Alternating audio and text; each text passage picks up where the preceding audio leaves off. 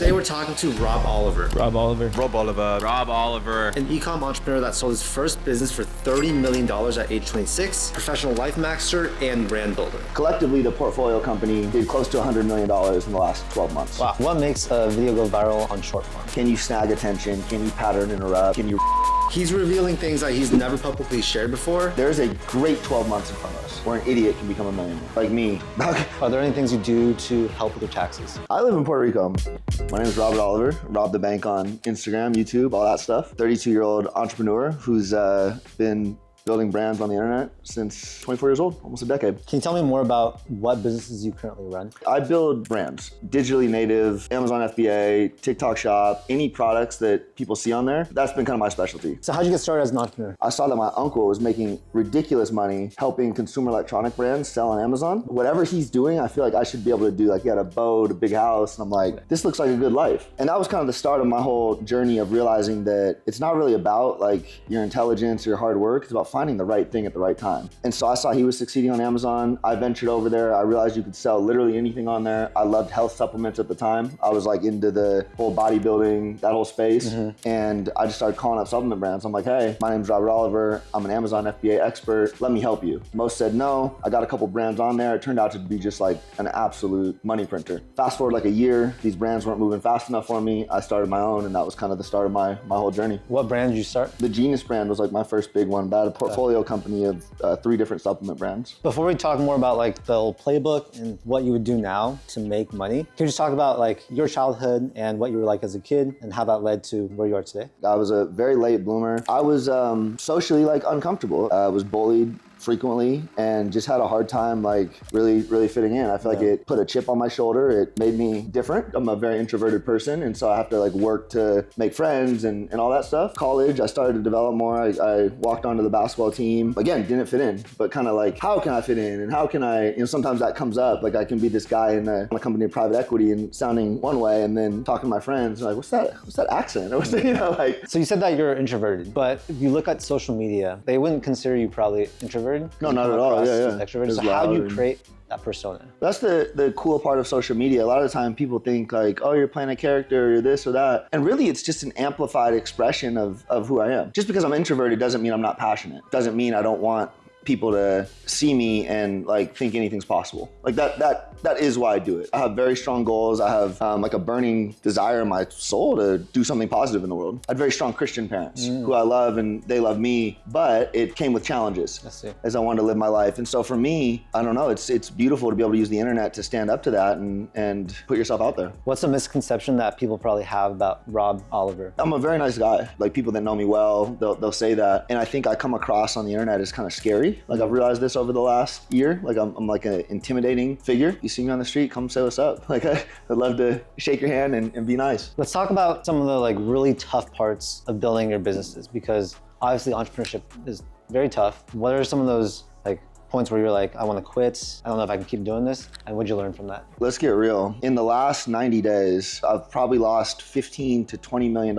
in personal net worth. Like wiped off the face of the earth. You go from a business making a couple $1,000,000 a month to like, oh, we're sorting through bankruptcy and working on exit packages for employees that stake their life on this. Had like a relationship fall apart where I thought highly of this girl, didn't work out. My mom gets a cancer diagnosis like a month ago. This is in 90 days. And I go from like a all-time year last year, 100 million plus in revenue, like just skyrocketing to like all these challenges. Like that is the beauty of entrepreneurship, but that's the beauty of life. I look at entrepreneurship and so many people are tied to these outcomes. Like they just want to go from A to B and then they think they'll be happy. A, you won't be happy. It's like, what's next? You need to look at the entire entrepreneurship journey and life as a dance. And like, how are you growing and enjoying and finding rhythm in the entire thing? People want to be the thing. People want to be the multimillionaire. People want all of the stuff. But for whatever reason, there's a disconnect in what they think it takes to actually get there. The sooner we learn to not identify with things not going well and just accept it as part of our journey and growth, you become damn near invincible. Tell us about some of your business wins. The biggest one by far was exiting that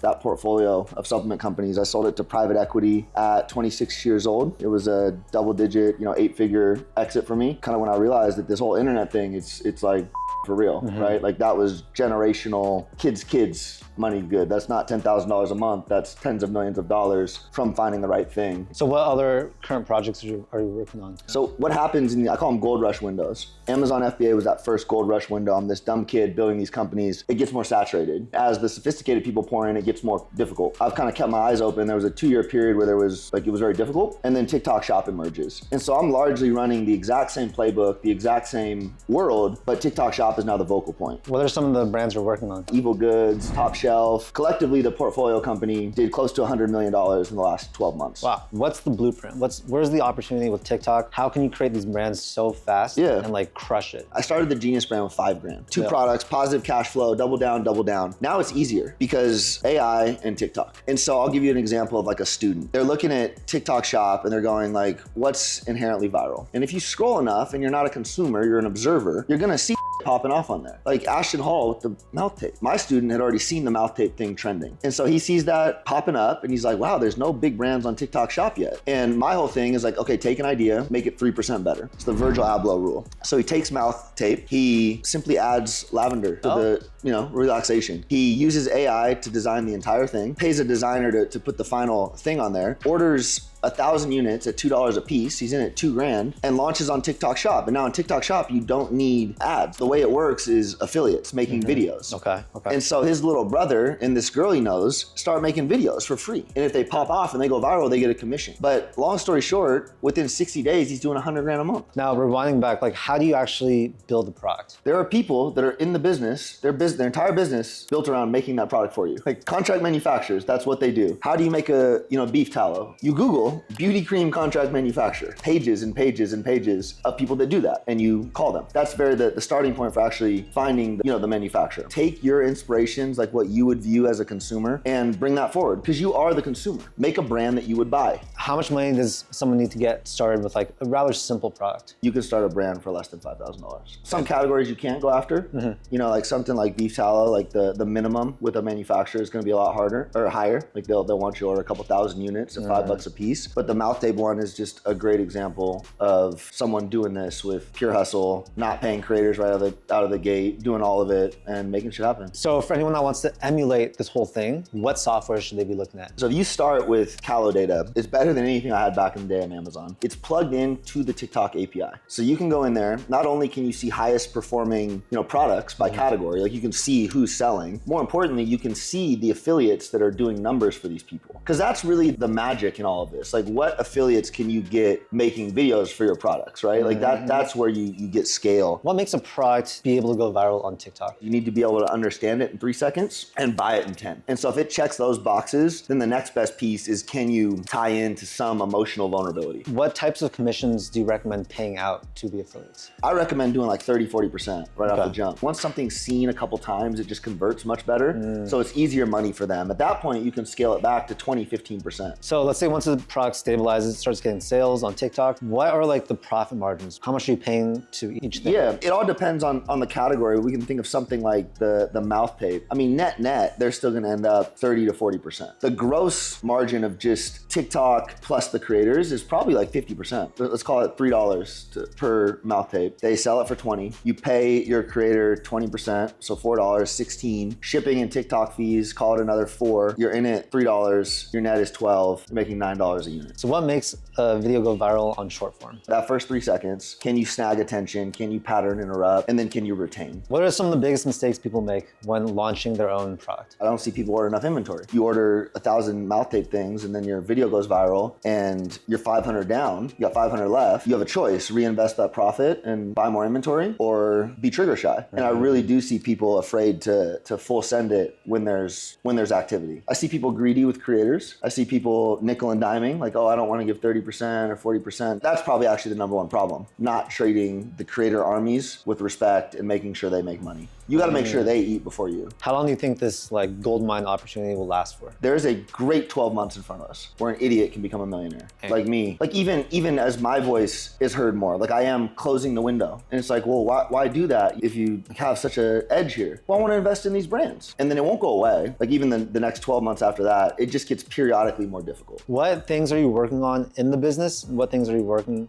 on the business? I'm trying to only work on the business. Okay. At this stage. For the startup entrepreneur, I was a in the weeds guy with Genius. I did it all myself, and that's why I couldn't grow. And I was like so hesitant to hand to talent. And then I realized that actually creates like a really life. And then even when I'd hire people, I'd micromanage. I wouldn't let people, bring their talents to the game. Yeah. If someone's doing that job 70%, it's kind of my threshold, it's okay. Because now you have 100% of your time free. Yeah, it's not perfect. It's not exactly how you do it. And I do have very high standards. I want it perfect. But again, you have to be okay knowing like, look, not everyone owns the business. It's just, that's life. As a business owner, what does your current team look like? We have the social media side, RobTheBank. Like there is infrastructure behind that. And then there's the brand side. And I guess there's two components of that too. There's like the investment group. And so I have like an operator there. Okay. Then we also have operational support, finance and supply chain. And there's like a marketing wizard in there. And so it's 11 people on that side. Okay. And then there's some there's some crossover with the RobTheBank team too on content and all that. But there's 13 or 14 people working on me. And what softwares are you using? I've tried to set up my entire life to run on Slack. I have different channels in there where reports come in every day, like each brand posts a daily report. Obviously Dropbox, Callow data. Yeah. The simpler you can be, the more efficient you're gonna be. A lot of people might be interested about taxes. Yeah. Are there any things you do to help with your taxes? I live in Puerto Rico. That's my primary residence. I live there most of the year. I pay 4% federal income tax and no capital gains. That's crazy. That's it. Wow. And you living in California know how hard it is to get ahead and become wealthy while writing the government a huge check. And I know like people By far get my credit. biggest expense. By far. Right, yeah. And so living in Puerto Rico, I've been there 4 years now. You see it happen real time. I have to make considerably less money to build considerably more wealth. Yeah. How do you qualify for that? You just live there half of the year. That's it? Yes, 168 days. Okay. But here, there's all sorts of nice things in that. If I spend a month out of the country, not the United States, that counts towards my time there. What they're looking for is that it's your primary residence. Okay. That you're actually living there. That I'm not fake living in Puerto Rico and hiding over in Miami. And for me, it's like not hard. It's a cool spot. My kids go to a great international school, but those are the things too. Like I couldn't be there and then have my kids going to school in Texas. That ruins the closer ties. Then people are like, that's not really your primary residence. Right. What does a day look like in the life of Rob? Well, I travel a lot between Puerto Rico and Miami. I try to build everything around self-love, ironically, but it's training. Like the first thing I need to do wherever I'm at is train. So it's Muay Thai or weights. If you're not taking care of yourself, you can't take care of others. And so I always prioritize the first couple hours wherever I'm at for me. And sometimes that evolves into, not just training, but maybe reading. Like some days I just, no one talk to me. Some days I just need my space. And then I just get right into that work component. I jump in, I do what I need to do from like a work standpoint. And then there's usually some creativity or content component to round out the day. When I'm in Puerto Rico, there's obviously, family time. Like I put my daughters to bed or I play with them for a couple hours. I take a lot of pride in trying to keep clear schedule. And so like even some days if I don't feel like doing the content or whatever, like I will the afternoon. And I think that's good for me. Like that will bring better ideas. As a business owner, what are like the highest ROI tasks you think you do? I can't stress that taking care of yourself enough. For like a little bit, I was like legit doing dance classes. People need that, like Spanish lessons, whatever it is, like some component to get your neurons dancing. If we're talking straight business, focus on that efficiency component. What's the number one skill that people need to learn to become successful? Delegation and obsession. I think obsession in the early stages of like by any means and pouring into a craft, understanding that they are going to have to develop the skills to make it happen. Become obsessed about the actual thing. Become obsessed about how do you turn to profit. And then to scale and like actually live a good life, it starts to become about delegation and automation. Any top tips for delegation? Genuinely think about the life you want to live. Like why are you getting into business? Why are you doing this? Like it's not to sit behind a computer all day. Understand that the risk of doing it all yourself. Like yeah, it might be successful, but also even if you're worth $100 million and you're sitting behind a computer every single day doing the work that you don't love, was it a good life? How do you find balance with that? Because if someone wants to do a lot of stuff, how can they maximize their time and how can they actually like reach all those goals? I think you find your capacity for where you can move the needle forward, and you find that pretty quick, right? If you're making no progress in anything, reflect. Like introspection is very key on this journey. You have to be willing to look at yourself in the mirror and say, hey, I wanted to do music 2 years ago. I wasn't there yet. The personal brand wasn't there yet. All the other pieces, they weren't. First, I had to become a really good content creator. First, I had to understand the game. And I think just constantly setting yourself up for reflection, introspection, that's the key. How do you figure out your passions in life? You need time to explore them. And I think when you are willing to be real and raw with yourself and distill it through that, and you start experimenting in different areas and then have the confidence to full send it, that's where you start realizing your full potential and finding the things that make you happy. So if you could go back 10 years to your younger self, what would you tell that person? Stop giving a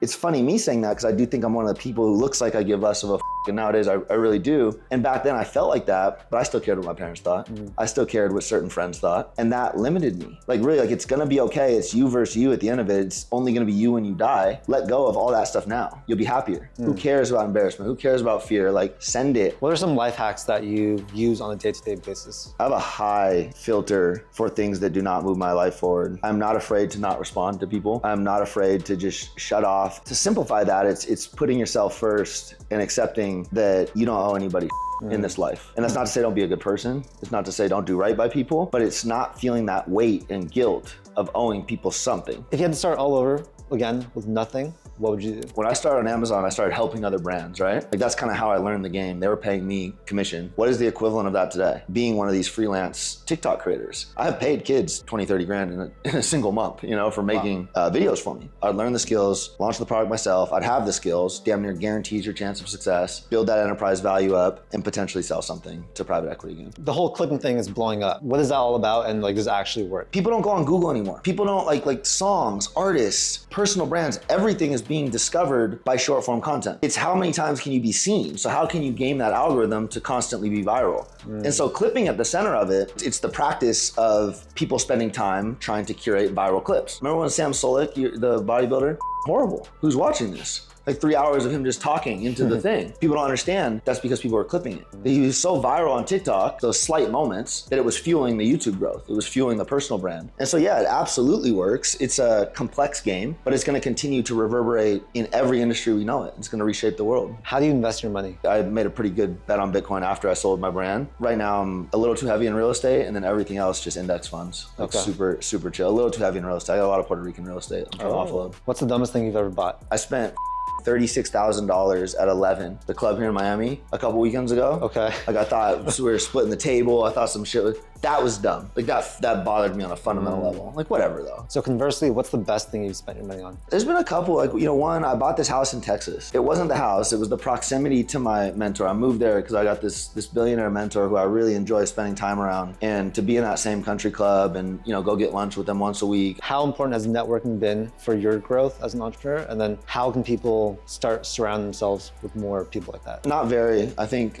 people that like focus on networking or like social climbing, I think it's an empty whack life. Like most of my good stuff has come from making myself of value, like, you know, becoming the Amazon whiz kid at a young age. Like that's why my mentor, that's why we were connected. You know, same industry, he's an older guy. He's curious on what's working in this new world. And so it's mutually beneficial. Do you have any resources that can help people that want to build a dream life? I try to pour it for free in content. Like you go through my YouTube, there's tutorials, there's like a lot of it. There's lifestyle stuff, there's all this philosophical life maxing. At the center of like the whole RobTheBank thing, there's $1 Million Brand Club, which is where I'm ultimately using it for investments, but that's like the private mentorship, right? You come in there, you join, we have hours and hours of material, live coaching calls, all this good stuff. I guess that's like kind of the next level. But if you're in my general ecosystem, bro, like there is content galore. Amazing. Thank you so much. Absolutely. I really hope you guys enjoyed the video. I learned so much talking to Rob. It's really got me wanting to start my own e-com brand with TikTok. He mentioned this in the video, but if you want to learn from Rob himself, the GOAT of building brands, I'll link that down below for you guys. Anyways, you guys are the best. Thank you so much for watching. If you got any value from the video, make sure to hit that like button and also subscribe for more content just like this. My whole goal is to help you guys become financially successful. Thank you so much, and I'll see you in the next video.